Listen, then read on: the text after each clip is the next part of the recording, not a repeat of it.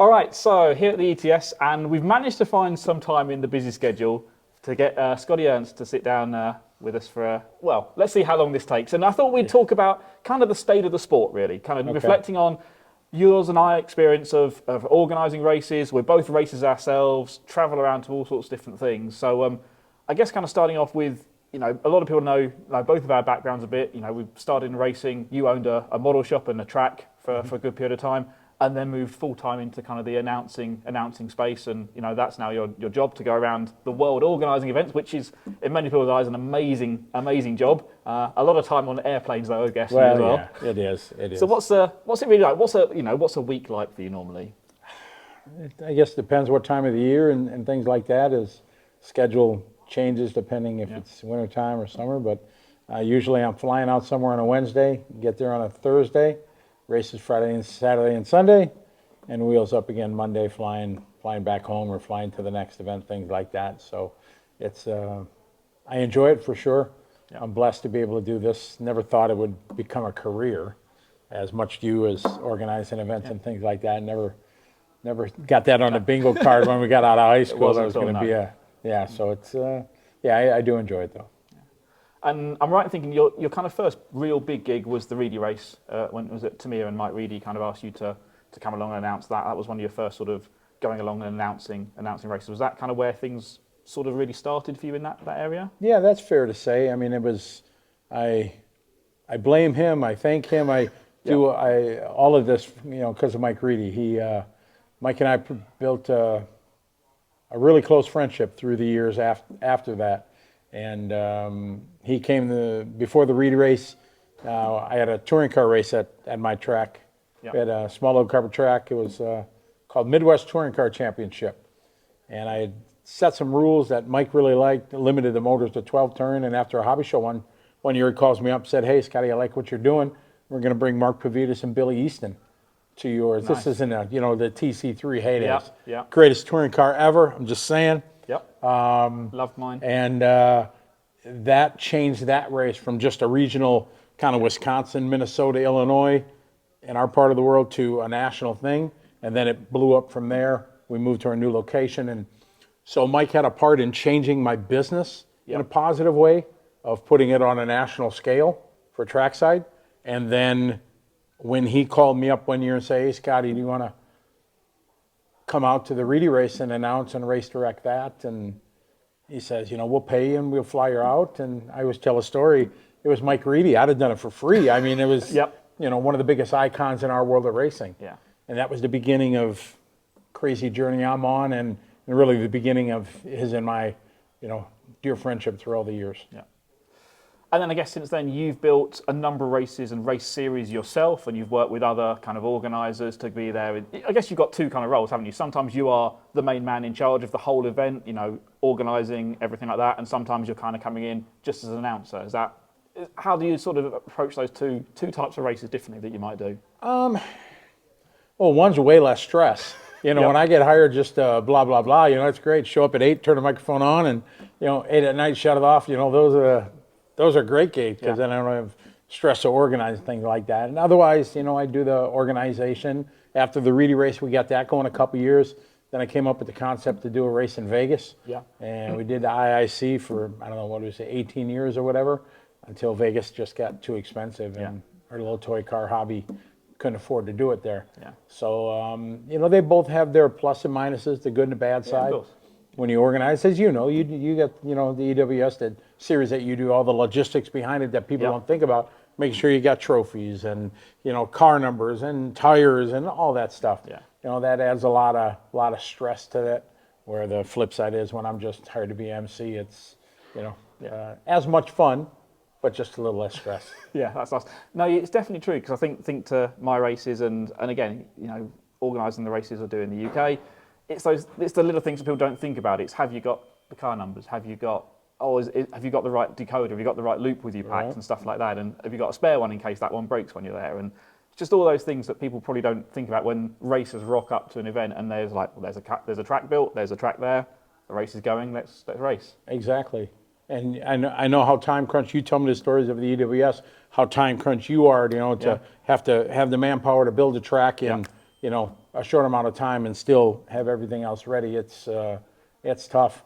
You brought up decoders, and I start telling everybody, I'm sure with yours, we haven't got the new software, Yep. So all the old transponders work, but I'm starting to tell everybody, guys, you got to start planning, because I have one of my decoders, of a couple that I have, starting to show some age, and the noise is much higher, and it's going to have to go in for service pretty soon, and then things change for sure. Absolutely.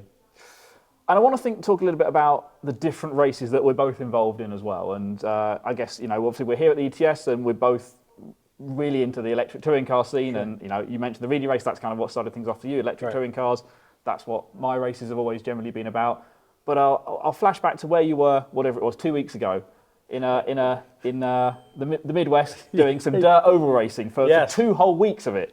Yeah, it was. Tell us about the Mud Boss and the Chili Bowl, what that's like, and what the dirt oval scene is like in America. What's it all about? Because it certainly doesn't exist at all over in Europe, or probably anywhere else in the world. It doesn't. It's really specific to the U.S. They do have some in Australia and New Zealand, so that's something that still goes on.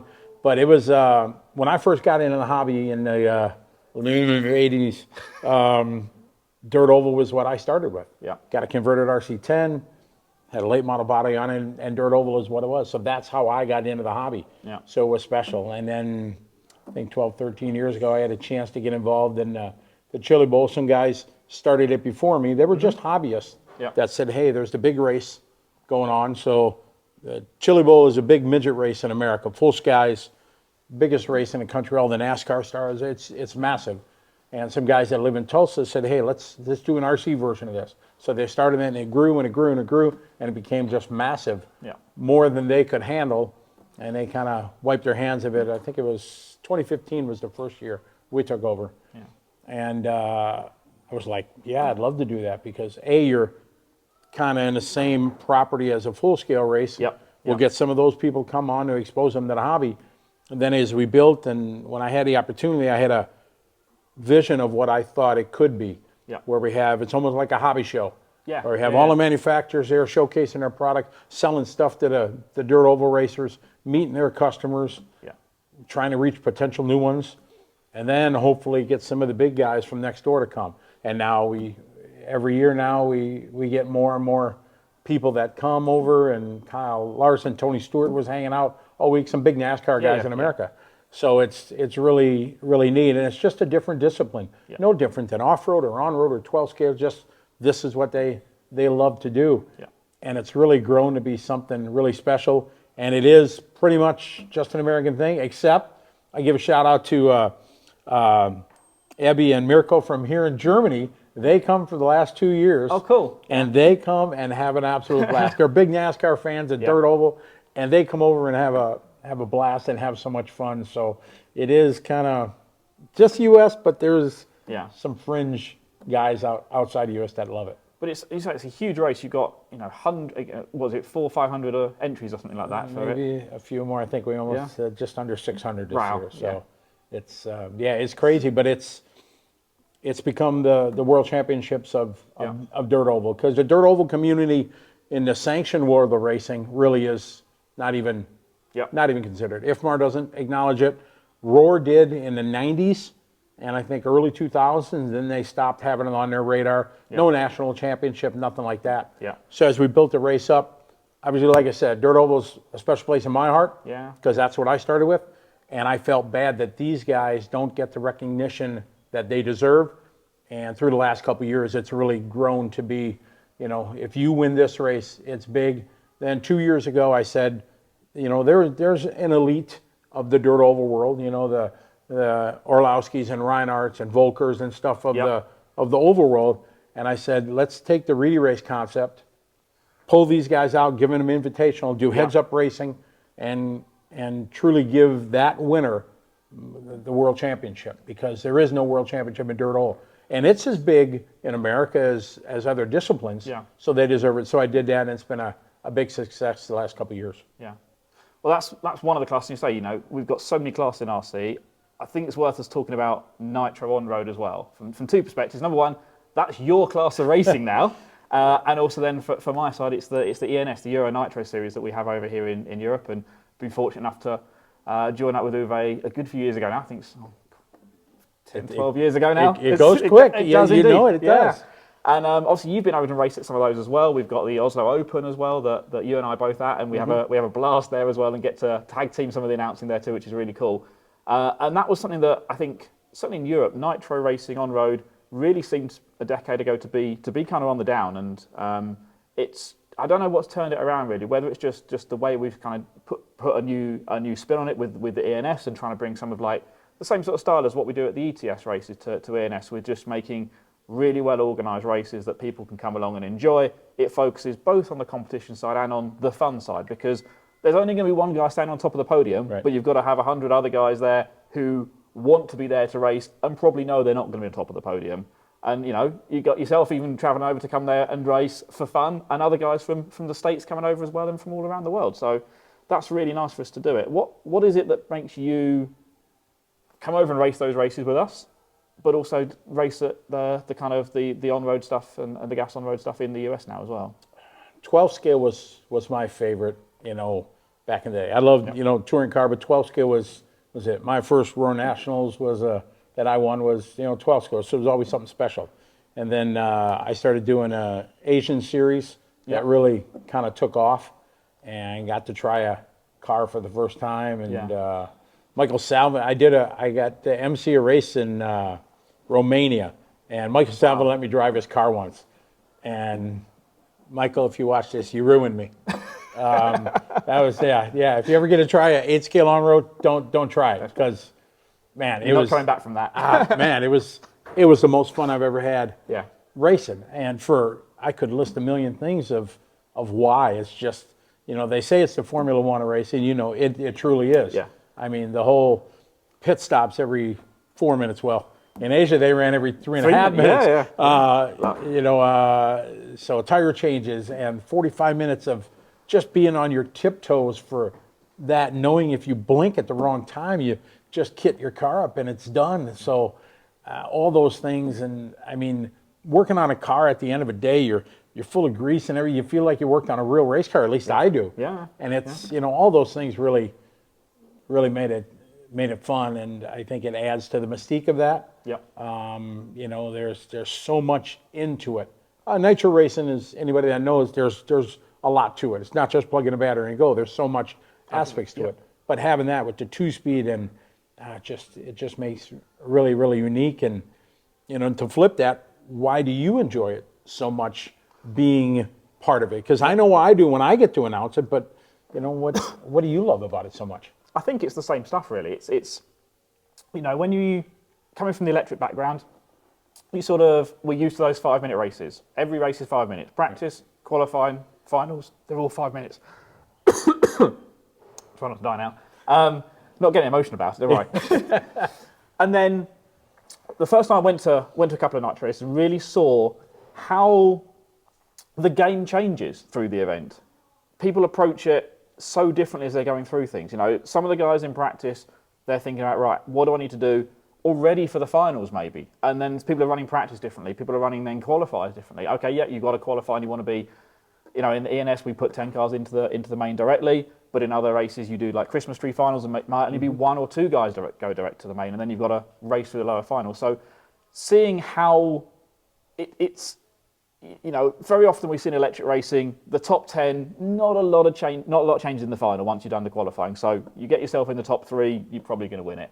Whereas in Nitro, you can be, we saw it last week in the Nitro party in China, where Naoto he qualified back at the semi-final or something. Yeah, 14th, won his semi and just checked out. And you just see those, announcing those races, and you see these stories evolving as you're announcing the race. And for me, that really is really exciting to kind of see that. And it keeps me really on my toes as well, because you're not just watching the car up front, you go, hang on, he can do an extra 30 seconds on a fuel stop. And then, right, quickly can I work out that? So he's going to save 1 or 2 stops now. So he hasn't got to be in front yet because he's going to get there later on. And then you see the tyre changer come into it. And he didn't. He hasn't stopped yet when everybody else did. Exactly. And he's made up that lap and a half. And I think it was the second year I was doing ENS, and it was in Fiorano, and 1/10 scale nitro, and Yillis ran the 45-minute main without a tyre change. And we know Yillis is good. Yeah, exactly. We know he's really good. And Alessio Mazzeo I think he did either 1 tyre change or even 1.5. and it was 4 laps from the end. Ulyss had just ran out of tyres and then lost the speed on the straight, and Alessio came through. But you could just see this was going to build up to this, and it was going to be decided in the last 2 laps after 45 minutes. Right. And that was really exciting to figure out, hang on, this really isn't over yet. And I think that's really fun, and that's why I just love those sorts of races. You kind of see that stuff evolving, and that's not just necessarily for the win. You see it in the lower finals as well. Oh, sure. Everyone's got something to race for there as well, and yeah, you always got trophies to race for, but you can kind of see no one's given up because they're like, right, you know what, I can try and do something different with fuel here. We can try and see if their tyre strategy is better. I might be 4th at the moment, but I could get through to the bump up spot, and then who knows where you go from there. Absolutely, and I say the same thing about announcing the storylines that we get to say as commentators, you know, or storytellers with Nitro racing is so wonderful, be it on road or off road. You know what I mean? I go back to when Har won 2008 Worlds in Charlotte. Yes. You know, fuel economy was everything with that, and will go down as one of the greatest off road because for the first 30 minutes, Charlie and we were doing our live RC. We didn't say Har's name except for the driver's intros for the first 30 minutes, and all of a sudden, boom, he's 1-2 stops less than Trui and all the guys, and like, oh my goodness, here, and that's where it came, and that was my first big time Nitro where. Yeah, Charlie and I really got to tell a story as it evolved in the course of an hour, and that's the great side of doing Nitro races for you and I and other commentators. That it's a story that we get to tell, and it's very exciting. And you mentioned buggy racing there, and 8th buggy racing. So let's move on to that. One of your kind of big things at the moment is the Asian Buggy Championships you've got running across Australia, New Zealand, and then we've got Malaysia and Indonesia this year. Yeah. So that you've really evolved that over the last years. I know you sort of started that a little bit before COVID, and then kind of things took a pause during that time, like everything else did. Right, exactly. But the last couple of years, it really seems to have come back really swinging now, doesn't it? It is. There's so many big races in America and Europe for 8 scale, but in that region of the world, there was really nothing that I thought, a big, amazing series or something to give drivers in that region something, their big Super Bowl. Yeah. And I came up in the early years, the 2000s, we did electric touring series, the AOC. Yeah. And that went really well. And then we had a chance. I always wanted to do a buggy because buggy is the most popular. So we started that a couple years ago, and it's really done well, and it's grown, and now it gives drivers in that region a chance to race against the best of the best. Yeah. We'll get people from all over Europe that come each year, people from America come, and it's really gives those people in the region, they're never going to travel to the Worlds or to the DNC or Montpellier, stuff like that. But if a couple of those guys can come and they can watch Ongaro and Lutz and, some of these guys come over there, it's, that's their world championship. And it's really grown well. We've had good support from the industry, and it's really, really been a lot of fun. And I guess that industry support is really important, because I think what we're talking about here is we're not talking about races, we're talking about events ultimately, aren't we? That's what, when we're trying to do these sorts of things now, they are events, and it seems that's what people want to go to. People are going to give up their vacation times, their holiday times, time away from their family. If we look at how racing was in the 80s and 90s and late 90s when I get started, those races just don't have any comparison to what we have today with any of these sorts of things. And it's about making that real spectacle for people, and then that in turn gets the industry support, and then it makes it worthwhile them travelling great distances to come to those events. Absolutely, it truly is, and it's humbling for me, and I'm sure for you, that people want to take time away use their vacation, to come and be part of it, like here at ETS, and Dawn, this one has grown, I don't know, you got 500 entries, something like that, 300 and some people. Yeah. And, it's really, really special that people want to come from around the world to be part. And those events that we try to do, and I'm sure I'm speaking for you too, is, our goal is to give a spectacle and something that everybody can have fun at. Sure, like you said, only one guy can stand on top of the box, for sure. Yep. But whether it be winning the L main or the O main or whatever, we hope everybody still has fun, get to watch whatever event it is, the best in the region or best in the world. Yeah. And that's all part of the experience that I think we both want at our events. Yeah, and I remember the first time I came to an ETS was in Mulheim Kurlish, so not super far from here, and that was the first time you got to 300 entries, I think it was. And then you were like, I think I knew you and Uwe a little bit from before then, and you were sort of saying, is this too big? Are people going to enjoy it? And for me, it was like, but I'm here to race, but actually 50% of the reason I'm here is to see my heroes racing as well. Right. And I can wrench on the car and I can drive on the same track that the Reinhards and the Volkers and everybody are driving on, and that's a thing that doesn't really exist in, I don't think, really any other sport. You can't go and watch an NFL team play and then afterwards go, I'm going to run out on the pitch and throw the ball around as well. Right. You can't go and watch a football match and see Manchester United playing and then go, you know what, I'll do a training session with them afterwards. But in RC, that can actually happen. You can be on the same track as them the same weekend that they're racing and spend the time chatting to them. Absolutely, and I think that's a unique angle of this hobby and why it makes it so popular, because you can go to the best in the world champions, talk to them, race with them, learn from them, and things like that. And that's what's made the ETS so special. Yeah. The idea, when I pitched the idea for this series to Uwe, 2000, oh boy, I'm dating myself here, 3 or 4, something like that. Yeah. I got hired to speak at the DHI Cup. Yep. And I was an announcer there. And during one of the breaks, we were upstairs in a little cafe area, having a drink, and I pitched the idea. I say, Uwe, what do you think about this? Doing this, having a European series and things like that. And he liked the idea, and it was the beginning of this. And the first 2 years was maybe first 3 years. Yeah, first couple years, it was a disaster. We had race in Denmark. I think we had 29 entries, and the organizers of the RC world, they were not fans of us. This loudmouth American coming here. Normally the races are all quiet, no commentating. And then this guy comes in, blah blah blah, but it resonated with racers. They thought it was different, so it was cool. And after a couple of years, and we give a lot of credit to Owen and Oisin from Red RC, because they were our media partners back then. And after like the second year, we were kind of like, man, I don't know, because we're losing our tail. You know what I mean? For sure. You got all these flights and hotels and everything, and you get 28 guys show up. You don't have to do the math very quickly, do you? Absolutely. And Owen and Oisin says, you guys are onto something. Stay with it. And then sure enough, in the next year, whatever, it turned a corner, and man, it just grew and grew and grew to, where we are now. And it's pretty awesome to see people that used to race way back then to, still in it, as we call it, the family, that's here. And it's really, really special. And for all the races, for our Asian series, I got a lot of guys that travel all around. I'm sure you got, guys in your series that you maybe only see once, twice a year, but they always come because they have a great time at it. And that's the end goal, I think, for us as organizers. We want to put on a good event, but make sure everybody has a good time. One class we haven't touched on, I think we should do, is electric off-road. Obviously, we had EOS here last week, and again, record entry for that one. But I think the thing I wanted to really pick out from that was the World Championships end of last year in Australia. And you were there, announcing role on the live stream for everything there.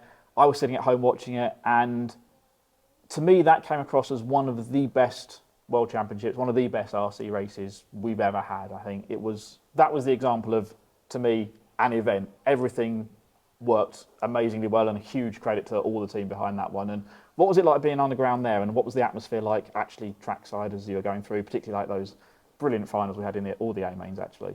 It was electric. I mean, it was everything, whether we're MCs in our, or organizers or whatever, that was everything you'd want in a major event. Especially a world championship. We knew when that club got it, that facility and everything was amazing. I went there October of whatever year it was, a year ago.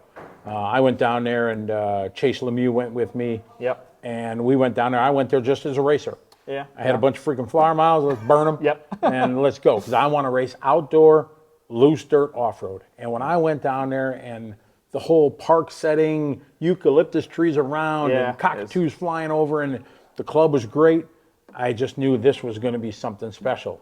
And then that has evolved and evolved, and then Tony and Matt from RC Race Media kind of got involved and asked me to be part of it and things like that. Then the pieces of the puzzle started going together, and we knew it was going to be absolutely epic, and it truly was, just because it was, as we said, it was kind of old school, 90s kind of off-road. In a park setting, not massive 40-foot triple doubles, hard-coated clay tracks. It was everything, and it just absolutely came together. And just people lined around cheering. Amazing races, as you said, but it was just a vibe you couldn't, you only wish to create once. Yeah. And it was something really, really magical. The races were great. The atmosphere, the crowd was there. We wanted to, we wanted to do it for the two-wheel drive, but we couldn't. The driver introduction idea. Yes. So we all, Scott Guyett and Tony and Matt and myself, we all kind of threw ideas out, and we said, let's put the guys over there in the corner. Yeah. I'll do the intros kind of thing and get them by. And the crowd was all there, and it was electric. It was everything you could hope for, and it was, it'll go down as one of the best worlds in the modern era, without question. So that's all the races we've seen in the past. Let's just end this now by thinking about the future and, as I say, talking about like the state of RC racing in general. We've seen it go through some tough times, particularly during COVID, but to me, it certainly seems like it has really rebounded. But I think rebounded in a different way because, again, it comes back to what do people want to invest their time and their money in? And thankfully for us, it's some of these big events, and people are often deciding, I can take that one weekend and make it a bit longer and go and do a big event like the ETS, like an ENS, whatever it might be. And then maybe choosing that over doing a club race every single Saturday, every single Sunday. So I think the dynamic seems to be changing as to where people want to race and where they want to spend their time and money racing as well. And I guess we just have to kind of see how that plays out because we still ultimately need the clubs there to provide us with facilities to go and race and hold those big events at or support the big events, whether it's the teams behind it that kind of step in and help with those things as well. But also still keep, driving new people in because as great as these events are, we've been talking about, a new driver isn't really going to rock up at one of those races and go, this is the first time I'm going to go race an RC car. I'm going to go and spend 4 days in a hotel in Germany doing it. So where do you kind of see, if we try and jump forward, I don't know, 3-5 years, what do you think RC might look like in that time? And it's really kind of putting you on the spot here now. I think it's, as you said, it's in a good way, but all the big races, I can speak, from being in America, the scene in America, there's so many big races. We'll even say there's too many big races because it is making people choose from going to the club, to the local track, on to run their Friday show or whatever, or no, I'm not going to go this week because I'm going to Indiana or Milwaukee next week for, they got the INS series, stuff like that. So it's got some good and bad effects. I know things are different in Europe where everything's club-based, where everything in America is pretty much a business. My old hobby shop trackside, we'd race 3 times a week. We'd run Tuesday, Friday, Saturday, and have practice all the other days. So the racing in America is really good, where the tracks are very busy, and the big races are very, very successful. But like I said, it is pulling, I think, a little bit away from the weekly racing in some areas of the country. I know I can only speak on the weekly stuff back home at trackside. It's massive. I mean, they're very busy, but there's so many. And as you and I both, we work on the calendars, we communicate, you know what I mean? There's so many races on Trying there. to fit everything in. It is. So I think now it's good. The goal has always been, I think, in our hobby is to get more youth involved. And that's where I think in America and here in Europe, we're missing something to get the youth, where in China, they got it down. They absolutely, it's part of the school curriculum. They built that new track where they're just holding they had the Asian party and the Worlds and everything. And they have areas where kids can come and just, rock up in with their buggy or their drift car, whatever. And just use play. The facility, I know Yatabe Arena, which was in Japan, in Scuba City there, they were known for having legendary racetracks, but they've downsized the tracks to make it more of a fun area where the kids can come and smaller off-road track, smaller on-road, drift track, things like that. So some areas, are really trying to get to the kids.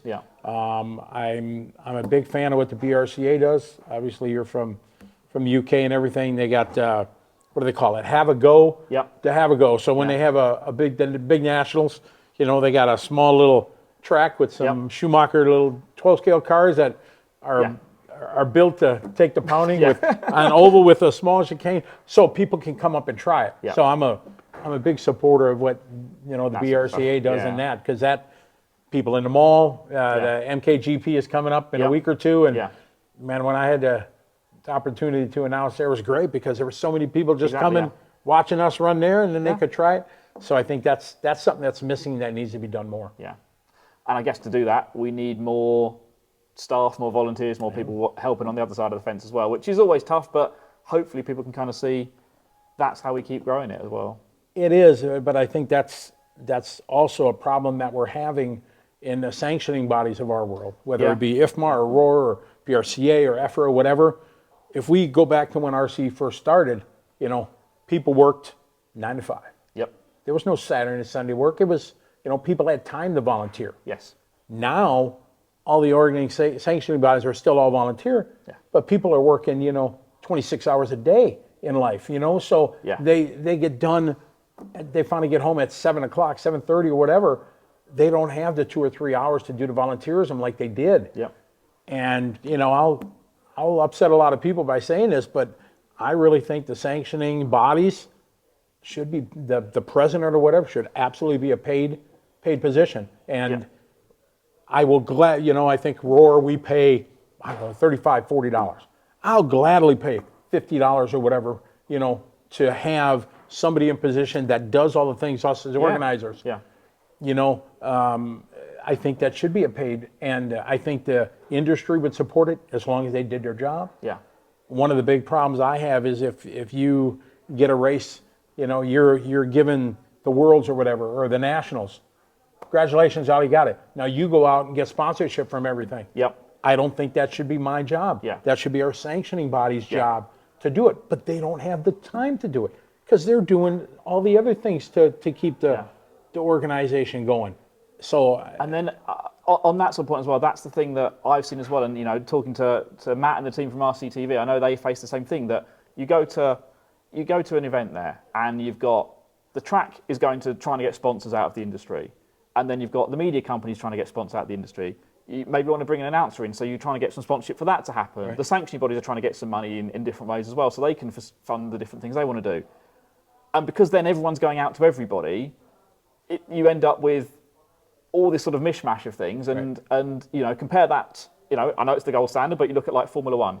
That is, all centrally managed. It's all run there. Correct. So you've got one person going out and trying to go, this is what we can do. And I guess the same thing in like NASCAR and stuff as well in the States. This is what we can offer you. You should be a partner with us. And I think then it does become partnerships with those companies, absolutely. rather than just we need some money from you to do this and we'll put your banner up. The companies then can understand what does the activation look like from that. How can I, with the Chili Bowl, we can put a stand up here, we can engage with our customers and stuff like that as well. And I agree, that's definitely a piece that we're missing. And I agree with you as well. And I've said this many times, and people hate me for saying this, but racers, if they want to have great events and great facilities to go to and well-organised things, need to accept that things are going to cost a bit more money. That's correct. But then you look at any other hobby that you could do out there, and I still think that RC racing in general is pretty cheap to do. If you, in terms of like your actual entry fees and going to a race, compare that to you want to go and play a round of golf. It's way more expensive to do that. It really is. It's hard to accept for me as a track owner for many years to be an event organizer when it's $20 to go to the track to practice or whatever, or for a weekend event you're going to pay $40.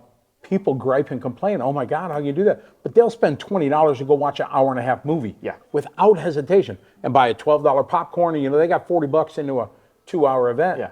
And unfortunately, some of the racers don't think of all the work that goes behind to provide something like that. And, I think as I said, our hobby's in a good way, but I think some way, as you said, to get the sanctioning bodies to work with the industry even closer. Because I think companies, and maybe I'm wrong in this, but I think a company, if they for X amount of dollars, for $3,000, whatever, they're going to support the ROAR race or whatever, and it's going to get you sponsorship at these 4 events. And this, and then there's another tier that's going to get you more. I think, again, maybe I'm wrong, but I think companies would do that if they had somebody in charge that their full-time job was to manage, market, organize, do the whole thing, man, I think in a lot of ways things could improve. Yeah.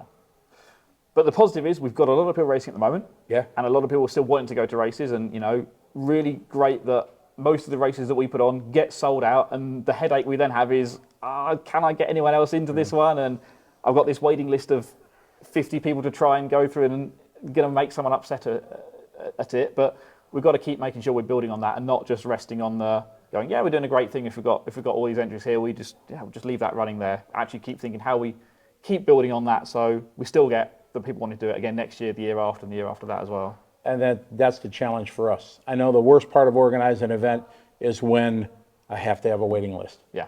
Because I never wanted to organize an event that everyone is not welcome, that people want to come and be part of it and watch the best of the best, whatever discipline of racing it is. Yeah. That's always the hardest thing to me to accept, but time does not allow it, whether it be this race here where we're 7 in the morning till 11 at night or whatever we are to try to get the maximum in, or the Chili Bowl when we had try to get all that in. Yeah. It's just there's not enough time in the day to do it, and that makes it tough. But we keep trying to find ways to improve. Give the customers, because they are customers when you're an organizer, try to give them the best experience we can is the key. Yeah. I think that's a nice way to end things then. So thank you very much for your time. I know you've got a really busy weekend, as we all have, even though might be hours between runs for some people. But yeah, it is. A lot for us to do, and really interesting to kind of hear your take on different things and us to kind of reflect the similarities I think that we both see from the different events that we get to go to on both sides of the microphone and the organising notebook as well. So it is. It's great. fun, and we're blessed to be able to do what we do. We always remember that on the flight home on Sunday night or Monday morning, you sit there and think that was a tough weekend, but it was really great that I got the opportunity to do that. So absolutely, reconnect with a lot of people that we see maybe once a year or whatever, and no matter what language people speak, if they're in the hobby, they all have a passion about the hobby, and that's the best part about it. That's what keeps us doing it, isn't it? Absolutely. Yeah. There you go. Hopefully you've enjoyed that, everyone. Really appreciate Scotty taking the time out to do that one. And thank you very much again, and stay tuned for more from us from the ETS here in Down.